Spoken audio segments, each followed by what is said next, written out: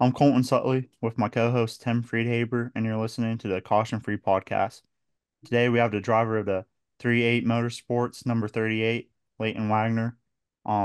Leyton, I guess instead of starting off with your background, I'd like to congratulate you a couple weeks ago at Wayne County. Yeah, thank you guys. I appreciate it. That was a good win. Um, Hopefully we can get it done again. All right, and then I guess just to kind of go off of that, how did you get started in racing? So I was 9 years old and my dad bought me a go-kart off of Sylvan Easler. Um, I raced that for I would say 2.5 years.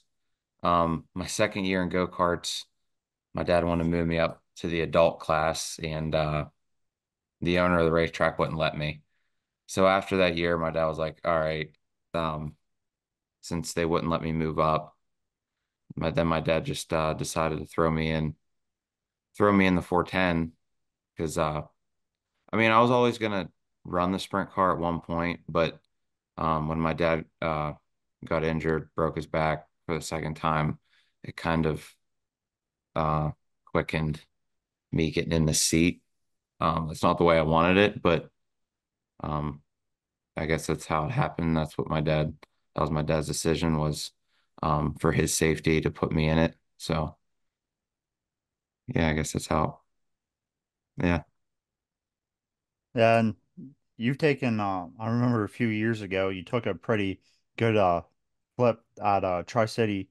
I guess it's Tri-City Raceway Park, not Speedway, but Mhm. out there and stuff. And I wasn't there. Tim and I both weren't there, but we saw like the video of you going up on top of the water barrels and stuff. And I guess Mhm. going off from that, like, how do you go from like with your dad having injured his back and then having a pretty good flip there too? How do you just keep being able to drive without really thinking about that? Uh, I guess I don't know um how to explain just to let it. My dad always told me that if you're afraid in sprint cars, you shouldn't be doing it. Um, so I guess I just kept thinking that, and after that flip, my first race was at Lernerville again, and I kind of just told myself just hot laps, just run it wide open as hard as you can just to get it out of your system. And yeah, I guess I mean I don't. Now that the more you race, the more you get used to it. I mean, going into it, I knew I was going to have a few bad ones. I guess everyone has a few bad ones. Just got to get it out of the way and move on to the next one. So, I guess like with Lernerville, I've seen you at Lernerville a few times. But like what am I trying to ask?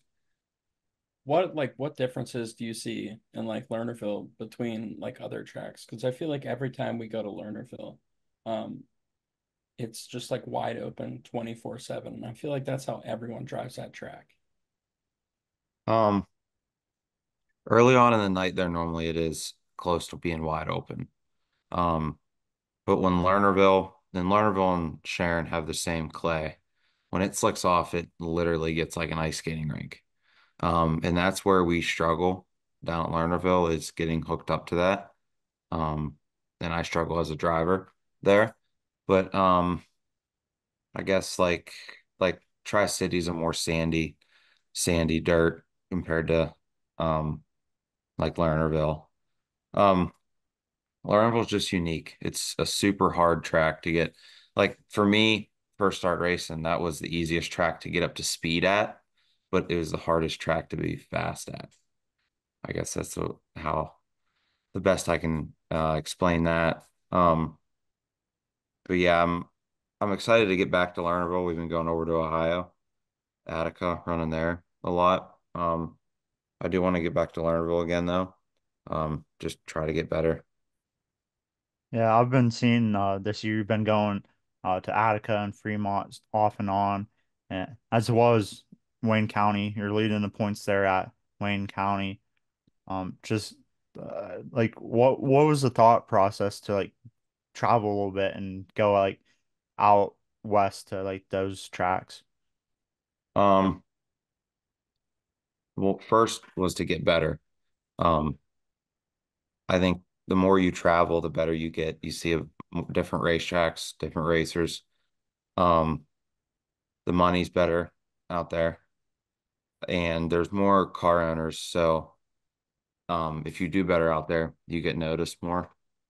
And hopefully one day I can get into a steady ride over there in Ohio. Because this sport is very, very expensive.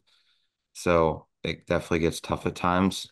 Um, but not when I say to get better, the competition over on Attica is in Fremont's like really, really good. But we also do have really good competition in Western PA. Um, so I'm not saying that the competition isn't good over here. Um, but we do like traveling more, and I think it has made me better as a driver and us as a team. So I think next year, I am leading points right now, Wayne County. So we're going to finish the year off there. But next year, we're probably going to run Attica Fremont weekly. Okay. Yeah. No, yeah, and just like Attica and Fremont, they get like 30 cars, 40 cars like for their weekly shows. And I don't know if they do qualifying every night, but at least for most nights it seems like they're doing qualifying, and no tracks in Western PA do qualifying on a like weekly basis. So like just getting that, even just getting that experience doing like taking qualifying laps can make a big difference. Yeah, yeah, you said it exactly right. Like when the Outlaws or when it was the All-Stars and High Limit, if we don't qualify, they when they come to town, qualifying's way different. When you race in Ohio, you literally Wayne County, Attica, Fremont, you qualify every single night. Every class, like Attica, the 410s, 305s, and late models qualify. So you just get used to qualifying. Fremont's a little different. Like Attica's hot lap qualifying, so there's like three cars out at a time. Fremont, you get hot laps, but then you go single car qualifying and you only get one lap. So if you screw up the one lap, it can definitely put you behind. And then Wayne County's group qualifying. So it just gets you used to qualifying going out there. Because I mean, sometimes hot laps, if you don't have qualifying as pure draw, hot laps, you're not really getting everything out of the car, just trying to see how it feels. So yeah, definitely running over there gets me more comfortable with qualifying. Um, so yeah, that's I think it's helped me improve. Do Is you there, oh, sorry, Tim, you go ahead. okay. Do you find it intimidating to be an 18-year-old in the car going up against guys that are 30 and 40, sometimes 50? Um, no, I mean, I'm bigger than probably three-quarters of them. Um, Yeah. I mean, I am bigger than a lot of other drivers, especially some of the guys on the Outlaw Tour. They're like, um, They look like jockeys, like horse yeah, jockeys. yeah, they're small, but I wish I was smaller because I'm like over, I'm not even close to the minimum weight requirement. Uh, but no, even at 12 when I got in it, uh, I wasn't real intimidated that I was going against guys my dad's age. So, So is your mindset any different from a normal night at the track versus when you're racing the Outlaws or the high limit guys? you definitely notice a difference. Racing locals a lot more laid back, but you got to take it serious. Um, that's like Attica Fremont, you get that feel of like you're running against the all-stars. Like everyone there that is there runs good. Um, there's nights you see a guy that will run in the top 10 and then the next week not even make the show. That's just how good them guys over there are. So most definitely like that high limit race at Lernerville, you can tell the different atmosphere. Um, but you just got to treat it as another race. Yeah, going there, we've started going, Tim started doing taking pictures and I'm doing like video stuff for our YouTube channel and stuff when we go to races and just going from like we've been mainly going to Tri-City this year, and then we went to the Lawrenceville the Silver Cup with High Limit there, and you could just tell like even like in the end like everything just felt different, just like the energy around the track and stuff. Like as like basically a fan, it just we could tell a difference and stuff, and it's interesting that as a driver you can feel that as well. Mhm. Yeah, So most definitely. do you I guess when you're racing local guys, I don't want to say the pressure's not on. I mean, like if you're at Tri-City, not to dog anyone there, but I don't think the pressure's on. I mean, the top 10 guys are decent. The rest of the field is what they are. But do you like mindset wise, if you qualify, say 30th out of 60 drivers in a high limit race, and you still make the A finish like 21st or whatever. What like is that a good finish for you? Like are you going to be happy with that or is it still like I'm striving to be number one like all the time? Um, I mean, that would be a good night. Like if there was that many cars at a high limit race and you make it, finish a feature, don't tear any stuff up. Yeah, I would write that down as a good night. But you're always after them nights, you're always going back to the notebook, talking about the car, trying to find ways, even as a driver, that you could have done differently. Nice thing with racing over in Ohio, everything's televised. Same with High Limit Outlaws. You can go back and watch it. And if like you can like if I went back to Attica a few weeks ago, watched one of my races there. And in a heat race, there was five different things I could have pointed out that I could have done differently, and that was only in 8 laps. So you're always just trying to improve.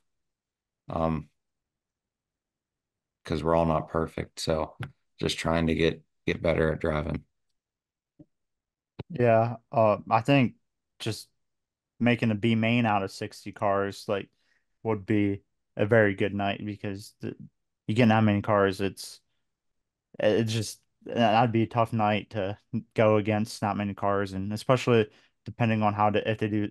Usually they would do split qualifying, but if they didn't, that could be a big game changer qualifying against 60 cars without having split. But going to the what would you say like racing at Attica you could take from Attica to maybe Lernerville? Like, is there anything that you can t learn from Attica and take to Lernerville? Uh, I mean, I would say it's a small version of Lernerville. You know, there's no wall 1 and 2 down the back straightaway, 3 and 4. So you kind of get used to the bottom's different, but they got a different clay over there, and it's a actual clay. It's brown and it's like super soft, but and it feels like it's really gripped up, but the speeds aren't really as that quick. But it slicked off the other night we were there, and it felt like it got like glazy slick like Lernerville gets. So I think if we can keep getting better at Attica, I think we can um come back to Lernerville and do pretty decent. Yeah, I always that they feel very similar watching on TV and stuff, like comparing the two, especially with the no backstretch wall and like just not drop off on the backside. And I just was always curious, like if drivers could take anything from one track like that to another one. Um, yeah, there's definitely, I guess, every track's different, but I think you can take some things from every track and apply it to others. So obviously you've had uh 6. How many years in a sprint car now? 8? Um, well, I've been racing them for 6 years, but Okay. 2 of the years, the one year I only ran 3 races, and the other one I ran like 8. So I kind of count it as like 4 full seasons because last year we blew up a motor and I only ran 19 nights. We didn't get that many nights in. So I've probably been racing for 4 years. Okay. So what's been your like favorite battles so far? Because I mean, battling through the backfield and that type of thing, it's got to be a rush. Like throwing slide jobs with Yeah. people.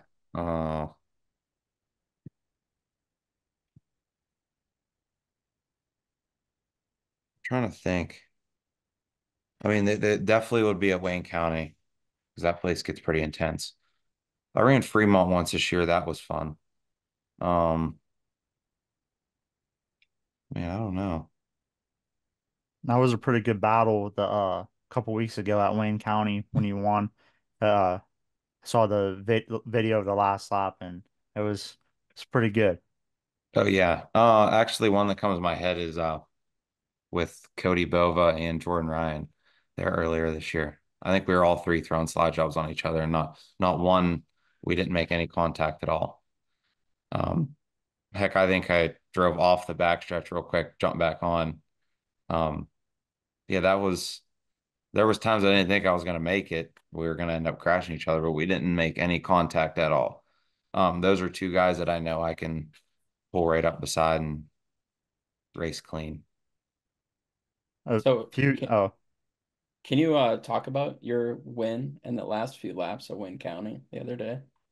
Yeah. So, um, they rewatered the track and it was kind of slick that it was pretty slick that day. That was the driest it's been all year there. And they went out and rewatered it, and I knew it wasn't really gonna make it heavier. It would last for probably 5 laps and just blow right off. So, Scott Bartson, he made the calls that he needed to for the car.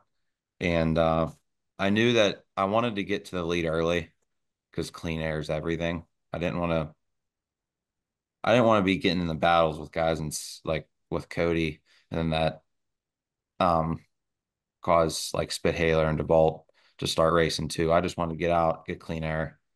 Um Car was really good. I got out and I didn't even see anyone, hear anyone. Um and then middle of the race there was a hole starting to develop on the cushion in 1 and 2. So there was a few times I biked pretty good, got into the wall and um we had an open red and that's when Spithaler was behind me now.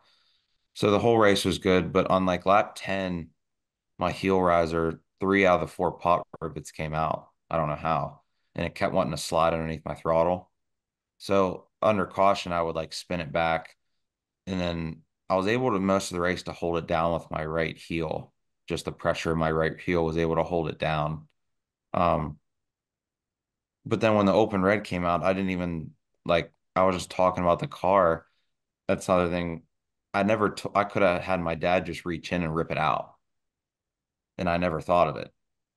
Um, so we go green again.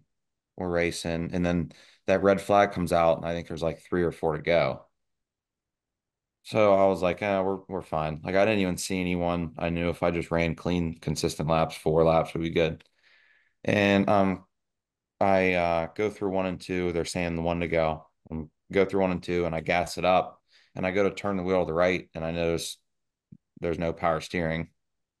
So then that's when the nervousness kind of kicked in. Um, but one thing about Wayne County is it's banked. So the banking actually helped get the car turned a little bit. It would turn in left okay, but turning back to the right counter steer was pretty hard. Um, and I didn't know my power steering pressure line blew. So it blew power steering fluid all down my right leg on the floor. So it was just causing the hill riser that kept sliding underneath. So like on the video, you would see me like almost like really slow down. That was me like lifting off the throttle, kicking out the hill riser, and then getting back on it. Um, But yeah, I didn't even know it was a checkered. I just seen DeVault throw a slider right across my nose, and it just turned. The car turned down great. I didn't even have to hit the brake, lift, nothing. I just steered left. It turned right down off the cushion, and I ran a whole other lap because I didn't even know it was a checkered. So, um, yeah, it was fun. Um, I guess one of our buddies called my dad today and said, "Well, you guys still celebrating?" And we're like, "Well, not really. The motor's hurt." Um, we end up finding that out last Friday because when I lost power steering, we got a new pressure line, and I wanted to start it to uh, bleed the power steering, make sure my power steering was good, run my wing slider, and the motor sounded like garbage. But when I was racing, I didn't notice anything. So we took it out and noticed number five intake rocker was the push rod was gone. So the lifter went bad. Um, so that one's going to get fixed. We're going to get our other motor. My dad and I are going out this Friday to get it because I was at the engine builder. Um, yeah, luckily they rained out last week, but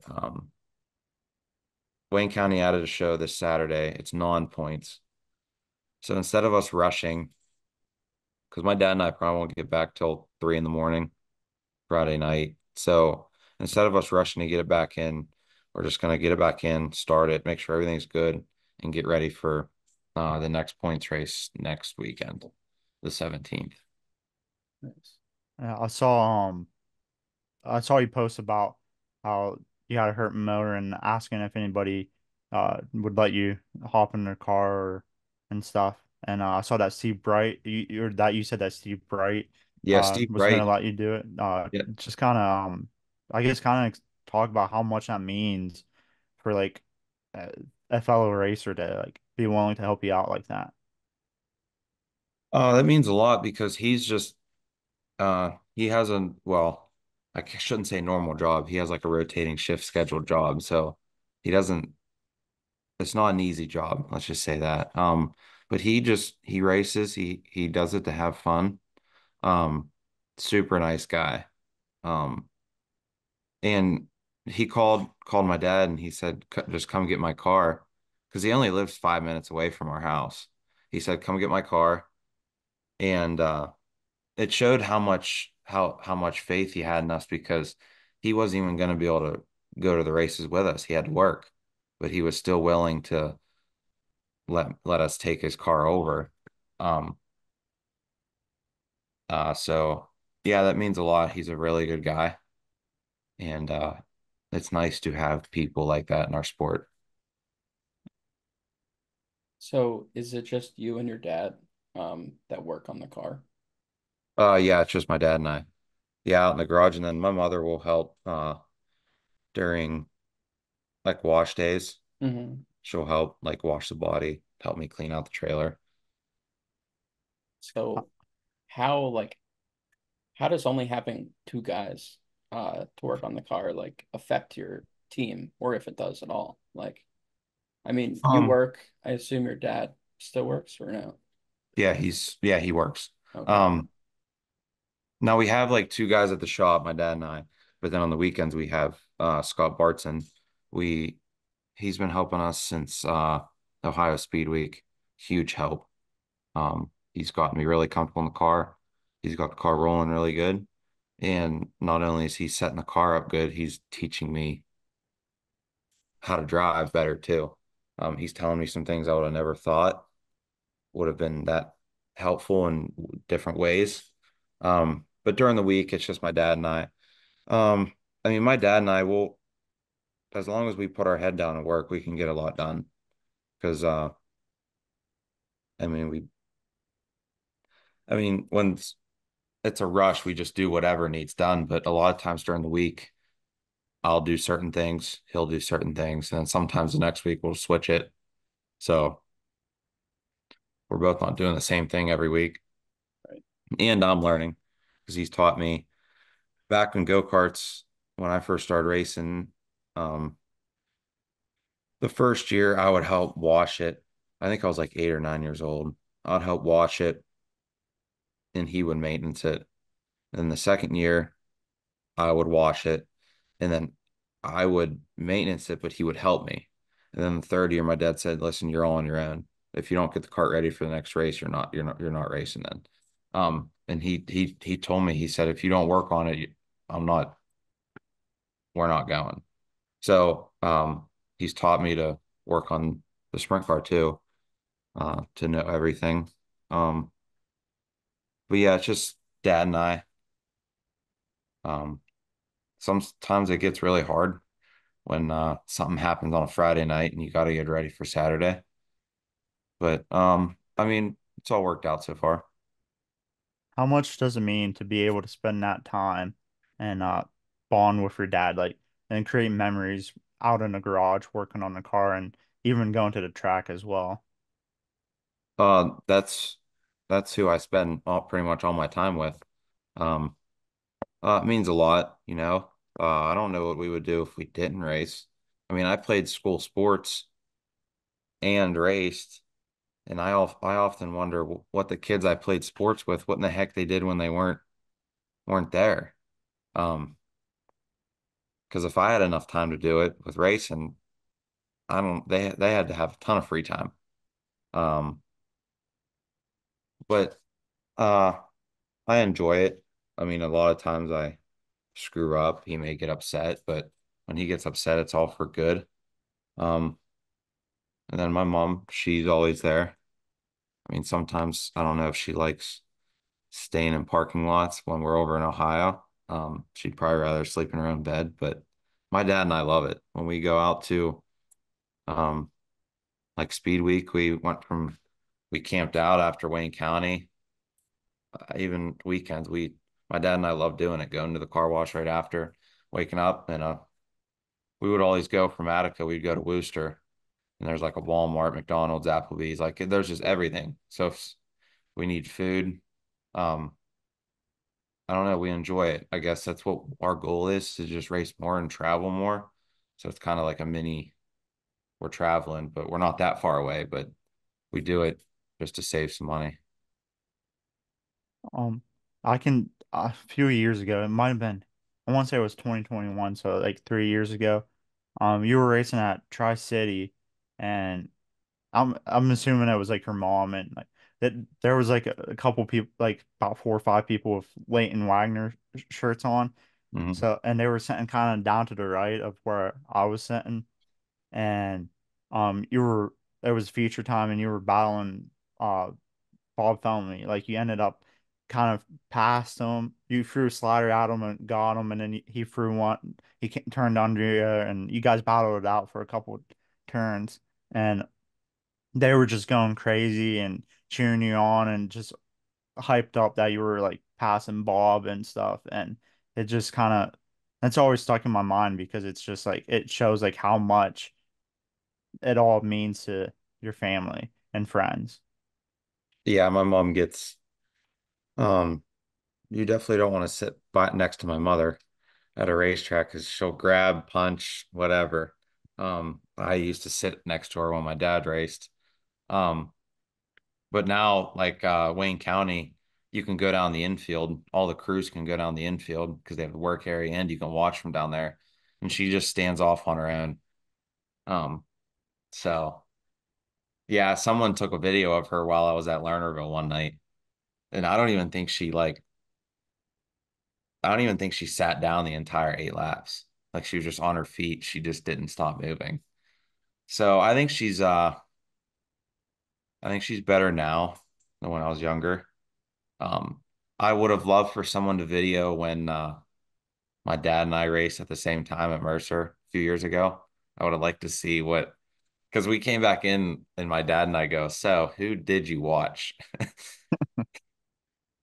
And she tried saying both of, but I don't know who she watched, but yeah, I would have liked to see her reaction when him and I were racing. It was probably your dad. I No, think. it's probably like how every race fan goes, let they just keep turning their head back and forth the whole race, just trying to watch everybody. And that's probably what she was doing, just like almost probably. screwed her head right off with how fast she was going back and forth between you two. Yeah. Well, my dad and I ran by each other in the heat racing feature, so sometimes she didn't even have to pick and choose which one she was watching. But yeah, it's all fun. It's a family thing, and we enjoy it. The good question would have been, who did she cheer for more? Oh, I don't know. I just I know hot laps. I didn't even realize he was in the same hot lap session as me. And I go into three before we even go green. We're just idling around, and I get ran into the rear bumper. And I kind of just like drive off the track and look over because I can't like turn my head because of the Hans device. And it's him. I'm like, oh, figured. So, and then I come in and I go, the first thing I go, well, how did dad do? And my mom goes, well, he still got it. He goes, I just ran his first laps. I think it was 4 years since he's been in it. He says his first laps he ran wide open. So, Two broken backs, right? what's that? He has two broken backs now, too. Yeah, it was Sharon. Happened at Sharon Speedway. Both times. hmm Same turn one. That's crazy. I mean, to hop back in a car after breaking your back twice and just going wide open is pretty crazy too, though. Yeah. Well, I think with how long he's been out, it's probably actually fully healed now. Because the first time he did it, he got back in it. It was like fall of 2017, and he got back in it spring of 2018. So his back may have not have actually been fully healed. Mm-hmm. Um, Gotcha. so yeah, people keep asking if he's gonna get back in it again. He said no. That was the one and only time. I was just about to ask if you thought he'd ever race against you again, but I guess you already answered that. Yeah, I mean, I guess if I ever drive for someone for a year or two, I would like to see him maybe get a three. He says if I didn't race, he would go back because he ran 305s before he got into 410s. He said he would go back to 305 racing just to enjoy himself. So, I mean, hopefully I can get a ride for a few years and he can just go get a 305 and race. Do you think he'd be able to enjoy himself in a 305, or would he just be itching to get back in a 410 after a few No, I think races? he was actually really good in the 305. Okay. Like he won a lot of features at Mercer. Um, he his one 305 car, it was my grandfather's, which that was probably like early 2000s. My grandfather had two Eagle chassis. One of them, the back half was wrecked. The other one, the front half was wrecked. My dad cut it in half and just welded it together. And that was his one 305 car. Oh Um, man. yeah, he ran well with it too. Some people couldn't believe that he welded two different cars together, but it ran good for him. I believe it.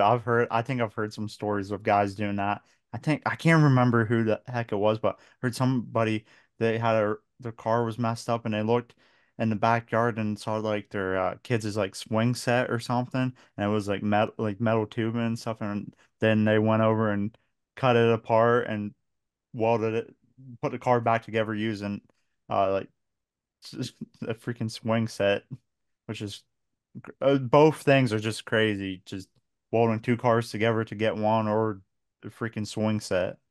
Yeah, some racers will do crazy things just to get back out on the track, but um yeah, I don't know if we've ever I think since I've been racing, my dad, we've never done anything crazy.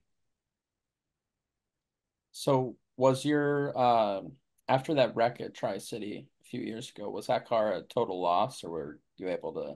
Yeah, for how much needed fixed with it, it wasn't worth it. I think we bought that car. I mean, I only ran that car 2 nights, Oh. but I loved it. It wasn't brand new. We bought it. It was a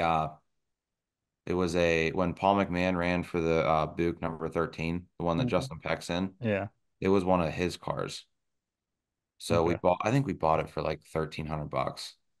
So we would have had more into it getting it fixed. Right. But it was an RPM chassis, and them first 2 nights, man, I loved it. So we bought two RPMs off of CJB. when Brent Marks drove for him. So I'm running two cars that used to be Brent Marks, and I love them. They fit me good because he had a little bit of bigger cage, so fits me really good. I got headroom, and I like them. Yeah, he's a taller guy, Hmm. so that works well. And I see all the time about like different tall drivers kind of talk like say about like how they have to like do different stuff to fit in a car like you're supposed to. So Hmm. I mean look at Dale Blaney. He like they call him the low rider because he sits so far down in. Nah. Yeah, he's a tall. Well, he ran GF1s, and we have a GF1, and there it's a really tall cage. Like it's so roomy. It feels like you're in like a limo. Like compared, because I used to run triple X's, and I thought the feel of a triple X was normal. And I got in an RPM, and I was like, oh my gosh, it's so roomy. So yeah, it's comfort is the key. Like we have my two cars. I have two identical seats in them. So when I hop in one car, it feels the same. So I don't feel any different. Um, I ran Davy Jones's car, the 76, a few times. And the one time I ran it, I just used his seat, but I used my seat belts because I had ratcheting seat belts. Mhm. And it was an old Kirky. It didn't fit me real right, and it was just uncomfortable. So um, the next time he was like, just put your seat in it. And it felt like I hopped from my car into like I still felt like I was in my car because I just felt comfortable enough. Um, so yeah, as a driver, it's just all about being if you're comfortable, it's all good.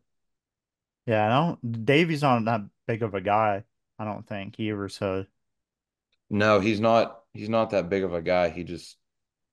He had big seats. I don't know. I don't know how he used the seat, but it fit me. Like it could have been snugger on me, but he ran it. Um, so uh yeah, he's not a big guy. Super nice guy though. He'll do anything for you. yeah, I've, Same with that Steve Bright. We need more guys like that in the sport. yeah, I saw like Billy Dietrich, he does the YouTube videos and stuff, and seen Hmm. like Davey Jones help him out and stuff. And you know what? Do you guys know why his number is 76? I think he told us before, but or no, I think he started race. Yeah, you got it. I think he started racing then. Yeah, it started in 1976. Yeah, because Uh, I remember asking him that, and I think that's what he said. yeah. Told me. I couldn't remember though. But yeah, so that's probably why his seat's real nice and loose because back then, they wanted to be comfortable and not, nice and t snugged and safe, they just back then in the 70s are like, oh, heck, why do I need a seat? Oh, them guys, I don't. You look at them old cars. No, the original sprint cars, no roll cage. Um, it looked like the seat looked like something we'd sit in high school. Like n- I don't know what them guys thought, oh, we're safe enough. But yeah, it's crazy how far along sprint car racing has come. Yeah, we had a Van Gurley on months ago, and he was talking about how like safety's improved and whatnot. But the one thing that he said that really stuck out to me was he's like, I don't understand why we have to wear these damn Hans devices. And I was like, I think you'd understand if you had a pretty bad wreck, but Oh, most definitely. I know that like the Outlaws, you got to run uh the fire suppression bottle now. Yeah. yeah. That thing is so heavy. I think it's like I forget. It was like 800 some dollars. And it has to be their specific one too, right? I think there's a couple options, but like the one is a sponsor of the It's Lifeline. Outlaws. Yeah, Yeah. Lifeline. Yeah. So we have one because we had to buy one. But you seen how many wrecks on Dirt Vision and all that? The fire suppression bottle is flying off the car. like Carson Macedo's wreck when he caught on Yeah, fire. it was like 30 feet the other way and Yeah, exploding the down bottle there. wasn't even on the car. Now I think that's a great design. Like I'm fine with spending the money on safety. It's just like the clamps we got for it, they're thin aluminum clamps. Like no, and for how heavy the bottle is, no wonder why we're having problems with them flying off the car. It seems like they sometimes don't even go off as well. Even when they're still on the car, they don't go off. I've seen some stuff like that. Um, have you seen the Inferno armor? Yeah, The I thought about um getting some. If I was going to use it, I would just spray it on like my wrist area and my ankles because I wear a fire suit and a long sleeve and like sweatpant, like Nomex. They call it the Nomex underwear. So I wear Okay. that too, and then the gloves, and then the head sock underneath the helmet. So I'm thinking about getting some of that Inferno armor, trying it out. Yeah, and it art or not RT, I almost said RTJ. KTJ. He races, sprint cars too and stuff, and so like I feel like coming from a racer, it'd be a better product because they want to be as safe as possible as well, and they're not gonna sell a bad product, or maybe not a bad product, but not as they're gonna try to sell the best product they can. Yeah, yeah, because they know who it's going to. Um, I, I forget if another sprint car driver. But yeah, I seen Kate. I think that was PRI show. He had that out. I mean, it's smart.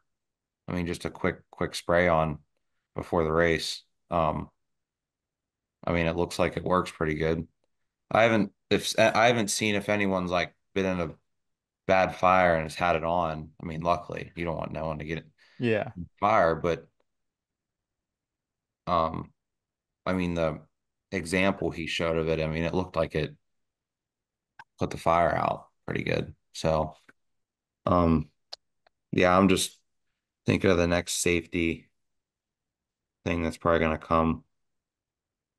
Uh, what do I you mean, think of? Oh, one thing sorry. I hate is I can see them making it mandatory. They're probably going to make tail tank tethers mandatory. I understand the fuel cells, some of them are flying off, but I would rather have it fall off the car while I'm flipping than 33 gallons sitting there right on my back if the car catches on fire. Like I would rather have it off the car.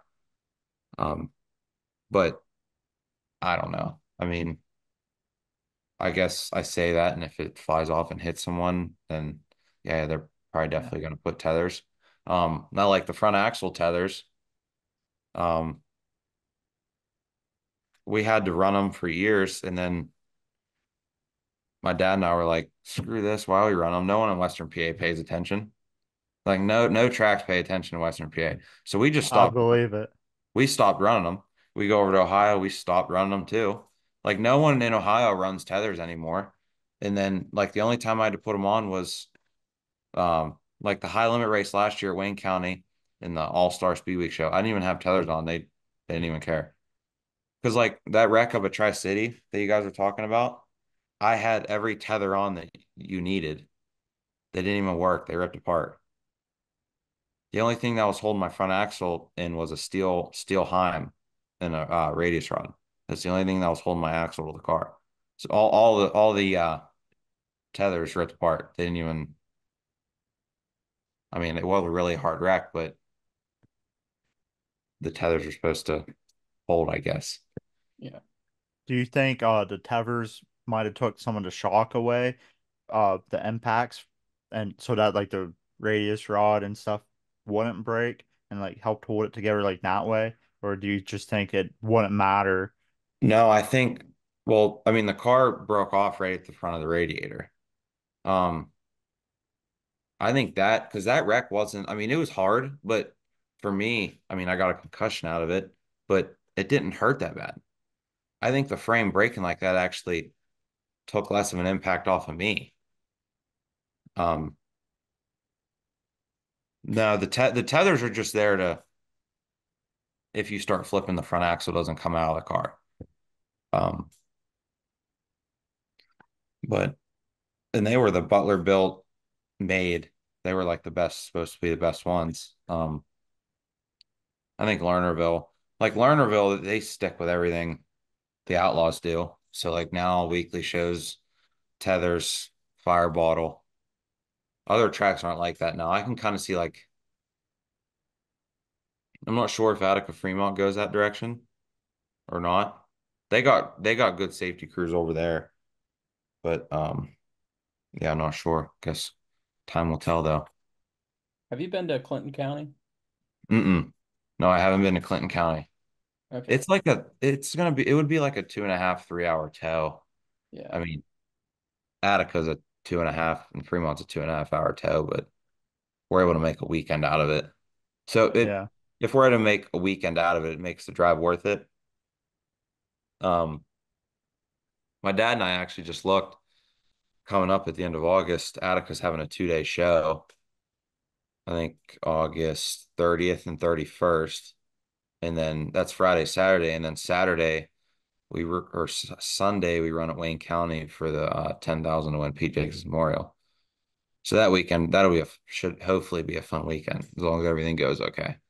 Um, I know Fast is at Pittsburgh that Saturday though, so I won't be there. I will be running Attica, and then we'll go to Wayne County Sunday. Have Um, you've ran Pittsburgh this year?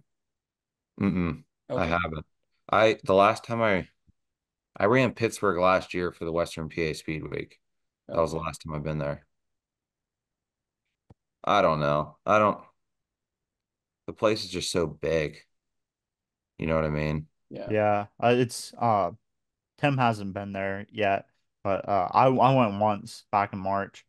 Day show, awful experience, but like it's bigger than Tri-City. It, like you think Tri-City's big, and then you go like there, and then it's like, especially like with how they park all the haulers in the infield and stuff. I'm like, there's like no way you could fit as many haulers as they could at Tri-City just from being in the infields. Yeah. Well, I know. I think if Tri-City wants to start getting more cars, I think you got to make the track smaller. Like a half mile. I mean, I mean, yeah, Eldora's you got Knoxville and Eldora and like Port Royal, but they also have really good track surfaces that you can put on. Like Tri-City just has to be one lane, wide open, it's real washboardy. Like Yeah, that's not real good on your motor. Um, because I mean, if we go to Tri-City and run, we would probably count that as 2 nights on our motor. Um, I mean, personally, I think make it smaller and make it like a paper clip. We don't have any paper clips in Western PA. We Right. don't. So I think if you make it, that's just a different type of track. Yeah, I know there's nothing's official, so I don't want to say anything, but I know there's been talks of well, I think they're definitely going to get new clay under the new owners. Um, but there's been talks about pulling the track in and making it smaller because I mean the reality of they're not even using like half the bank anymore. Like cars don't drive up top. And even when No, they do, no, they're just spinning out. So by the videos, it's literally 3 lanes off the bottom. yeah. That's it. yeah, and there's been some. It's been better this year than it has been. You've been able. There was like a last lap pass for the win, and some guy like AJ Fleck's been able to drive through the whole from last to win it, but it's still it's like pretty much like one lane around the bottom, and then you get like some guys will go up a little higher to pass, but like you, it's still it's better, but I mean, there's some to be desired with how the racing is, especially like the sprint cars put on a good show, but like the other classes, it seems like once it gets spaced out, it's kind of done for. And the only it gets more racy if you can hit lap traffic, but I mean, you never know when a caution's going to happen, and you can get to lap traffic quicker when the track's smaller and stuff. And I think that's why like Sharon and Lernerville sometimes put on better racing because they can hit in that lap traffic a little bit sooner than Tri-City. Well, another thing is pill draw. I mean, especially try. I mean, Lernerville, you can get away with it. Can be all right if you start dead last in a heat race. It just depends on who's on your heat race. Luck of the pill draw, you may have a heat race that, like at Tri-City, I've been seeing a lot of 305s go up there. You may get a heat race that has two 410s and the rest 305 guys. And then the other heat race has like the best Western PA guys there in the same heat race.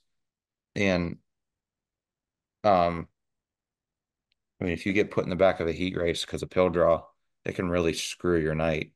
Like, I mean, if you time bad, then yeah, your night's screwed, but at least you know it was you. Like it's in your control. You know what I mean? Yeah. Um, I'd rather be bad in qualifying and know I need to work on something than having a pill draw screw me for the night. Just put me behind the whole night. Um, that's just my opinion. Do you think because I think the reason why Western PA tracks don't do qualifying is because they're worried about dragging the night out even more than they have to. And I mean, Tri-City doing hot laps for almost all the classes. Um, but do you think maybe like doing like hot laps as qualifying, like get times Mhm. based off of hot laps would be a good way to go for Western PA tracks? Yeah, because I mean, all they need to do is like um I always laugh every any like Western PA PA Speed Week this year at Lernerville. We timed. Yeah, it was a little longer because I think two or three cars flipped in hot laps. We got hot laps and then we went out and qualified. And Smokey got over the loudspeaker. We're 35 minutes behind. Well, on a regular night to me, just do hot lap qualifying, have three cars out at a time, start 15 minutes earlier. I think everyone will be fine with that. If you just start 15 minutes earlier just to get hot lap qualifying, just go three cars out at a time. Like sprint cars go three cars out at a time. Late models three, big blocks. I mean, you can go three or four. I mean, it just depends because sometimes, I mean, as long as like the fast series, they do well at this. They do group qualifying. If there's like a slower car and there's like a really fast car, and that fast car gets screwed up because of that slower car, he'll let him get another lap. So like sometimes you got to watch with that with group qualifying, just depending on um hopefully you don't get stuck behind anyone. Just try getting like I when I go to qualify, I don't want to be even I don't want to able to even see the guy in front of me. Because just in case if I do run up on him, I can at least get one good lap and a half in. Mhm. So we're approaching the hour mark, and I don't want to keep you too long. Oh, we've been on So here for an hour. we Man, that have, was We're quick. pretty close. Yeah. so who's your pick to win the I Knoxville was gonna Nationals? ask that. I don't know. I was just talking to my dad about that today.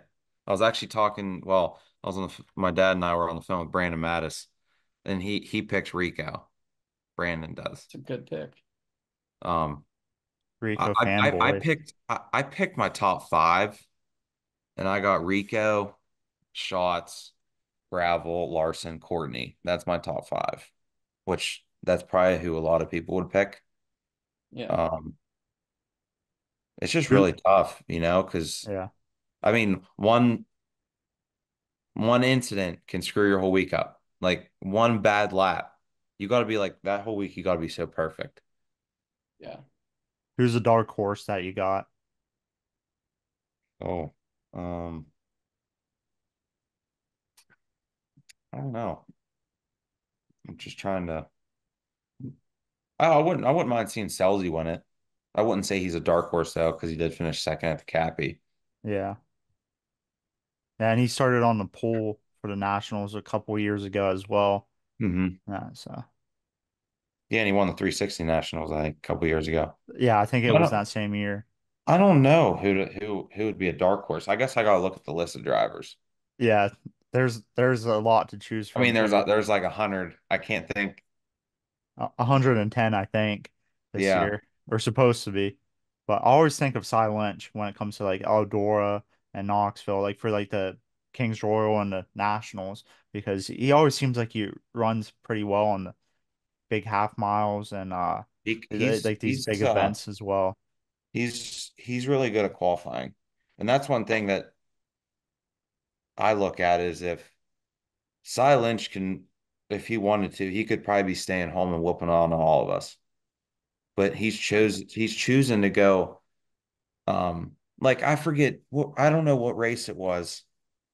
Um, I think it was a high limit race or whatever, and they said that uh his his best finish this year was a third at Pittsburgh when he must have ran like a fast show or whatever. Yeah, Like Cy Lynch is a lot better than a third, but he's going out and he's racing with high limit constantly and outlaws.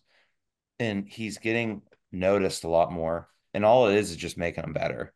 You know what I mean? If he was coming to Western PA and winning a lot, and I mean, he wouldn't really get noticed. Like his goal is to get a ride with a team. And if he ran Western PA all the time, he's not going to do that. That's one thing that stinks about Western PA is there's no car owners compared to Ohio. Like everyone owns their own team. I yeah, mean, that you got like probably some teams have family owned teams have big sponsors that put a lot of money into it, but it's all family owned teams. Like there's no, hey, you car owner owns it and he has someone driving for him. yeah, So yeah, but Cy Lynch times well, he runs well in half miles and um yeah, I think how much traveling he's doing is cool. Um Definitely get noticed.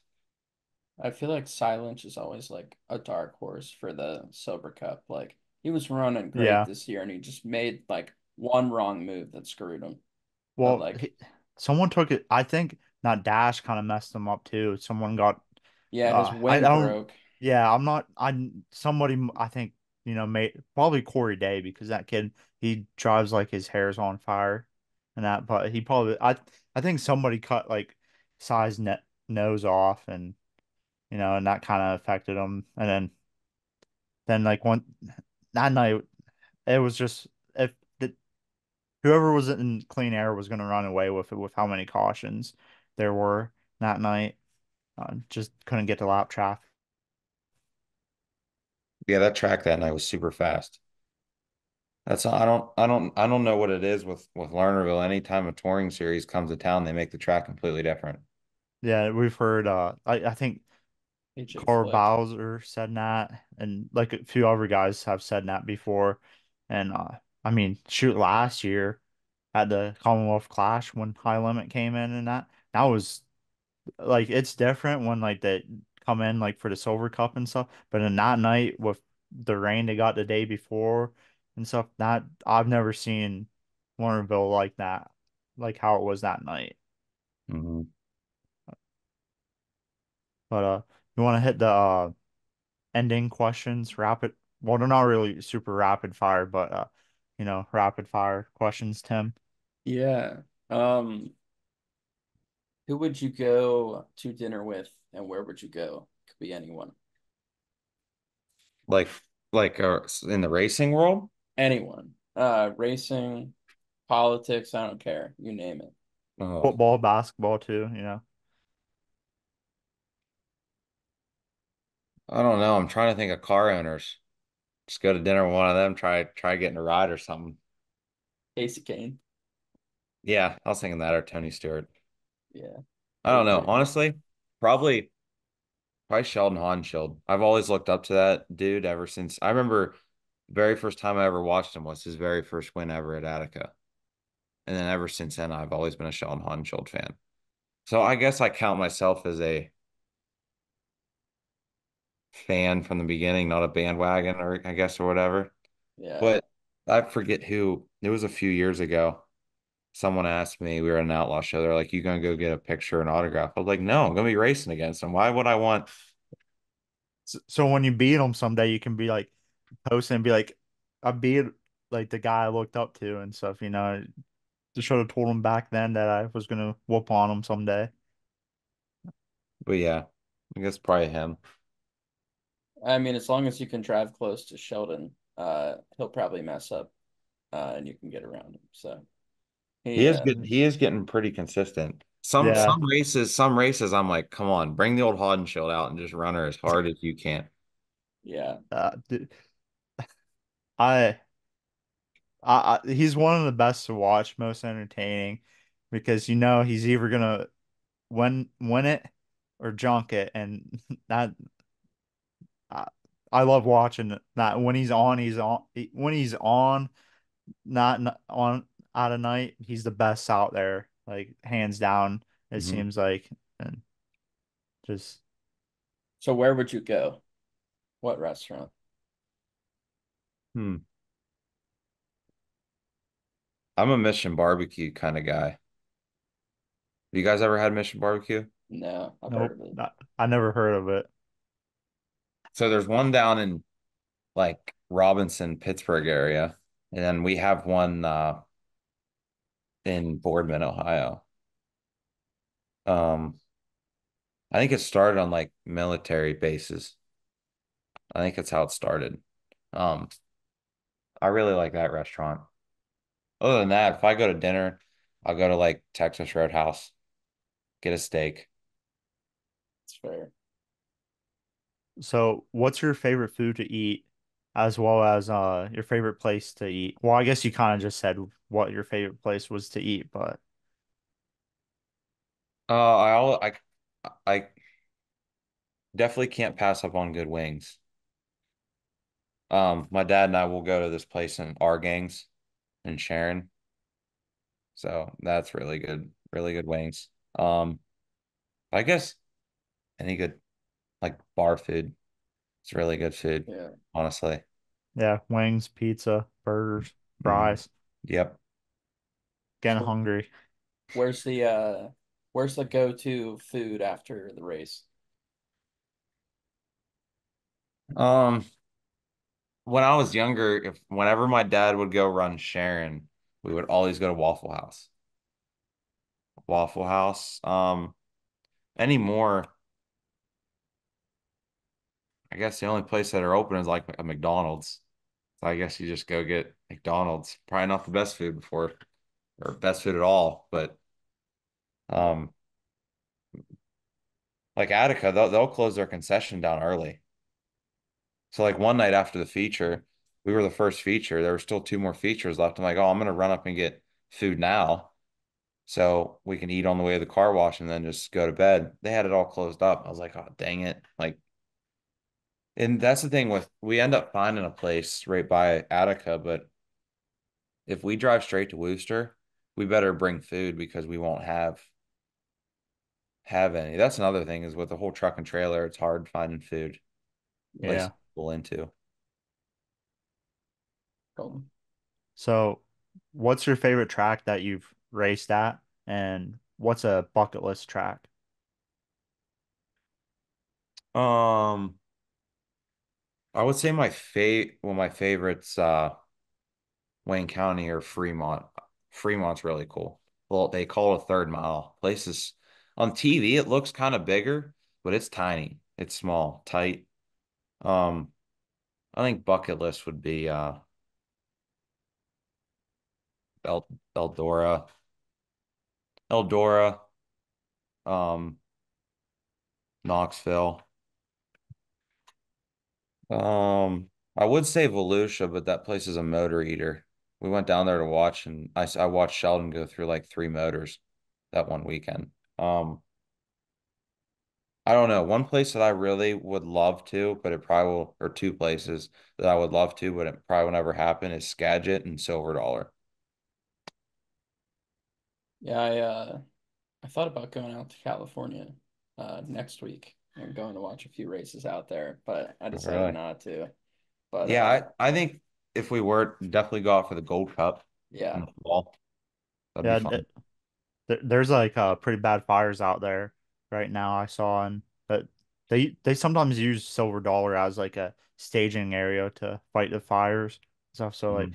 right now they're saying they're still gonna run the Gold Cup, but not depending on how that fire stuff goes, you never know if that could change. So I'll finish it off. What's your favorite tool that you have in the trailer, and what's one that you can't live without? Oh, tool. Cool. One that you can't live without, I would say, is probably a 9/16 wrench. We actually converted most, probably about 80% of the bolts on our car are all have a 9/16 head on it. So if something happens, we're it's narrowing it down to just them sockets. Yeah. Like our front axle, like all the half-inch bolts, they used to have like 3/4 heads on them. So like sometimes my dad, if something would happen, he would have to have like three different size wrenches and sockets. Now it's just one size. Favorite tool, probably the tire groover. That I mean, I hate grooving, but I think it is like the coolest. How all you do is just pull in the trigger, and it just heats it up. And Yeah. Well, Nice. to wrap it up, what's where can people find your merch and follow your racing? I on Instagram, it's Leyton Wagner Racing, like no spaces, just all lowercase. Um, and then Twitter, it's Leyton Wagner 38.